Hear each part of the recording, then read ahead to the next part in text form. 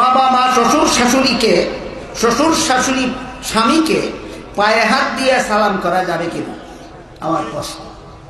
বাবা মা শ্বশুর শাশুড়ি বান্য ব্যক্তি, এদেরকে পায়ে হাত দিয়া চুমু দেওয়া যায়, পায়ে হাত দিয়া চুমু দেওয়া যায়। এটার নাম সালাম না, এটার নাম কদম বুসি। এটারে সালাম বলা বেদাত, সালাম বলা বেদাত। সালাম হইল সালাম, সালাম সুন্নতি, সালাম হইল আসসালামু আলাইকুম।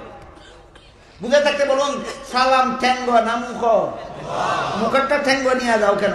ঠেঙ্গেরটার নাম আলাদা, মুখেরটার নাম আলাদা। ঠেঙ্গেরটার নাম আলাদা, মুখেরটার নাম আলাদা। বুঝে থাকতে বলুন, মুখেরটার নাম কি আর ঠেঙ্গেরটার নাম কি? ঠেঙ্গেরটার নাম কদম বুসি, এটার নাম সালাম নয়। কদম বুসিকে সালাম বলা বেদাত। 2 নম্বর কথা, কদম বুসি সুন্নত নয়, জায়েজ। আর সালাম হইল সুন্নত। বেশ কম বুঝে আছে? সালাম হইল সুন্নত আর কদম বুসি সুন্নত নয়, জায়েজ। 3 নম্বর কথা, কদম বুসি জায়েজ হওয়ার জন্য 1 নম্বর শর্ত হইল মাথা সোজা কইরা করতে হবে। মাথা নোয়াইয়া করলে জায়েজ নয়। কারণ কদম বুসি করা হয় অপমান করার জন্য না মর্যাদা দেওয়ার জন্য? কাউকে মর্যাদা দিতে গিয়া মাথা নত করা হারাম। আগেই আলোচনা হয়েছে, কাউকে মর্যাদা দিতে গিয়া মাথা নত করা হারাম। এই কথা যখন বলা হয় তখন বলে কি কয়, ক্ষেতের মাঝে যে দানের ছাড়া লাগায়, মাথা সুরা কইরা দাঁড়ায় না নইয়া লাগায়। সাফাবাজির শেষ সীমানা আছে, চিন্তা করে। আমি জিজ্ঞেস করি, ক্ষেতের মধ্যে দানের ছাড়া লাগায় মর্যাদা দেওয়ার লাগি না ঠেকার কাম সারার লাগি? ঠেকার কাম সারবার লাগি মাথা নোয়ানি জায়েজ, মর্যাদা দেওয়ার জন্য মাথা নোয়ানি হারাম। আপনারা কারো জুতার ফিতা আসেনি? মাথা সুজা কইরা বান্ধে না নোয়াইয়া? জুতারে মর্যাদা দিবার লাগি। এত বড় গর্ব গর্ব, ঠেকাও বুঝে না মর্যাদাও বুঝে, একটারে নিয়ে আর একটার সাথে লাগায়। জুতার ফিতা বান্ধি জুতাকে মর্যাদা দেওয়ার জন্য নয়, 100 বার মাথা নত করা যায়। ক্ষেতের মধ্যে দানের চারা লাগাই, ক্ষেতকে মর্যাদা দেওয়ার জন্য নয়, 100 বার মাথা নত করা যায়।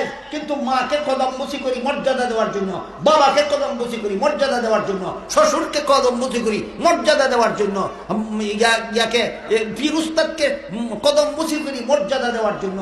এটার নাম সালাম বলা বেদাত। 2 নম্বর, সালাম হইল সুন্নত, কদম বুসি হইল জায়েজ। 3 নম্বর, কদম বুসি জায়েজ হওয়ার জন্য যত শর্ত আছে এর মধ্যে 1 নম্বর শর্ত হলো মাথা নত করা যাবে না। তাহলে এইভাবে কদম বুসি কে করে? মাথা নত না করে কদম বুসি ফাটলে 100 বার করে গিয়া মাকে বাবাকে মর্যাদা দিতে গিয়া কারো সামনে মাথা নত করা হারাম। কাউকে মর্যাদা দেওয়ার জন্য মাথা নত করা হারাম। এই কথা শুরুতেই আলোচনা হয়ে গেছে। ইবলিস মাথা নত করতে রাজি হইল না আদম আলাইহিস সালামের সামনে। সমস্ত ফিরিস্তারা মাথা নত করলেন। তখন হারাম ছিল না হালাল ছিল? তখন হালাল ছিল। মুহাম্মদুর রাসূলুল্লাহ সাল্লাল্লাহু আলাইহি ওয়াসাল্লাম বলে দিয়েছেন, আগের নবীর শরীয়তে হালাল ছিল, আমার শরীয়তে হারাম করে দেওয়া হয়েছে। কাজে আমার শরীয়ত অনুসারী মুসলমান উম্মতের জন্য, উম্মতের নারীদের জন্য স্বামীকে যত সম্মান পারো করো, মাথা নত করা যাবে না। যেহেতু স্বামীকে সম্মান করতে গিয়ে মাথা নত করা যাবে না, এই জন্য বাবাকে, মাকে, শ্বশুরকে, পীরকে, উস্তাদকে কদম বুসি যেহেতু সম্মানের জন্য করা হয়, এই জন্য মাথা নত করা যাবে না। আরেকটা প্রশ্ন করেছেন আপনারা, 3য় খলিফা উসমান হুজুর পাক সাল্লাল্লাহু আলাইহি ওয়াসাল্লামের 2 কন্যা রুকাইয়া ও উম্মে কুলসুমকে বিয়ে করার কারণে যুন-নুরাইন উপাধি দেওয়া হয়েছে। এখন প্রশ্ন হলো, তারা যদি নূরের না হতো তাহলে উসমানকে যুন-নুরাইন বলা হলো কেন? জবাব, যদি রসুলের মেয়ে নূর হয় তাহলে রসুল নূর প্রমাণ হয়, তাহলে রসুলের বাপ কিতা হয়? আপনার ছেলে যদি নূর হয় তা আপনার বাপ কিতা হয়? আপনার দাদা কিতা হয়? তো রসুলের দাদার ছেলে নিয়ে আবুল আহাব, আবুল আহাব রে কি কইবা? রসুলের দাদার ছেলে নিয়ে আবু তালিব, আবু তালিবকে কি কইবা? চাপাবাজি কইরা আহলে সুন্নাত ওয়াল জামাত প্রমাণ হয় না। আহলে সুন্নাত ওয়াল জামাত প্রমাণ হয় সহিহ হাদিসের দ্বারা। কোন হাদিসের দ্বারা আহলে সুন্নাত ওয়াল জামাত প্রমাণ হয়? সহিহ হাদিসের দ্বারা।